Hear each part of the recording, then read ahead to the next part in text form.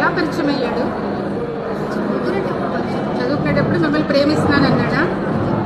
ప్రేమిస్తున్నాను. మీరు హిందూ అని తెలుసు, అతను ముస్లిం అని మీకు తెలుసా? తెలియదు. అది చాలా గమనించండి. అతను ముస్లిం అని తెలియదు. తెలియకుండా అమ్మాయిని ట్రాక్ చేశాడు. గాయత్రి అన్న ఒక పేరుకున్న హిందూ అమ్మాయిని ట్రాక్ చేశాడు. తర్వాత మీ పేరు ఎలా మార్చాడు? ఏం పేరు? సమా అని పేరు మార్చాడు. అమ్మాయికి సమా అని పేరు మార్చి చెప్పండి. మార్చి మ్యారేజ్ చేసుకున్నారు, బాగానే ఉన్నాం. తర్వాత నెక్స్ట్ అంతే లైఫ్ అయిపోయింది. తర్వాత ఇద్దరు పిల్లలు, తర్వాత తనకి ఇష్టపడినట్టు తను చేశారు. ఉన్నాడు అప్పుడు మీతోటి? వదిలివేసి వెళ్ళిపోయాడా?